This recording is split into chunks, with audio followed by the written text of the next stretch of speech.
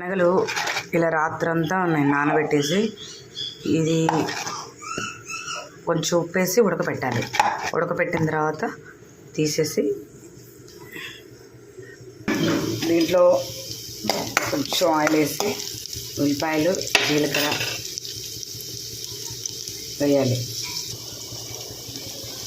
కొంచెం పచ్చిమిరపకాయ, ఆ పచ్చిమిరపకాయలో హాఫ్ వేసాక కరివేపాకు వేయాలి.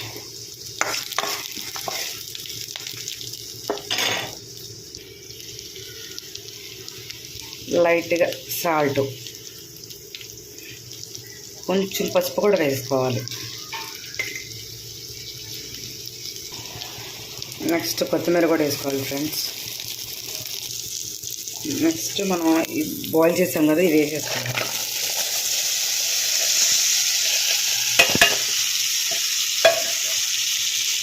మిక్స్ చేస్తున్నాం.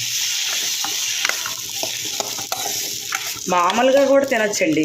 ఇది జస్ట్ ఉప్పు వేసుకొని మనం బాయిల్ చేసాం కాబట్టి మామూలుగా తినేయచ్చు. కానీ మనం పిల్లలకి పెడుతున్నాం కాబట్టి కొంచెం స్పైసీనెస్ అనేది వాళ్ళకి ఉంటే కొంచెం ఇష్టంగా తింటారని ఇలా చేస్తున్నాను అనమాట.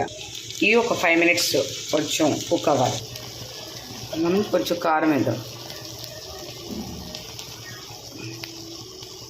ఆల్రెడీ మనం చిల్లీస్ వేసాం కదా, ఇంకా కొంచెం లైట్గా వేస్తే చాలు. మిక్స్ చేసుకొని ఒక 5 minutes అలా ఉంచేసి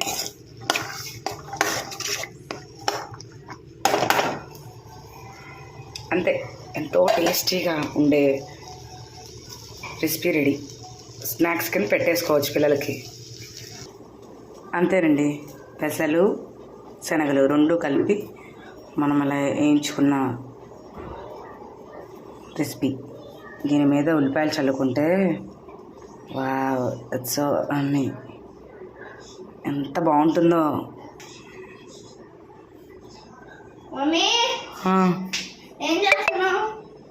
ఇదిగో తల్లి, ఇచ్చేసాను శనగలు పెసలు.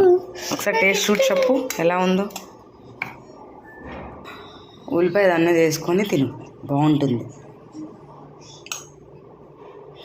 ఎలా ఉందో చెప్పు. అదిరిపోయిందా?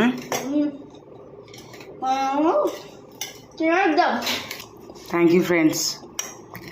Please watch and subscribe, like and share my channel.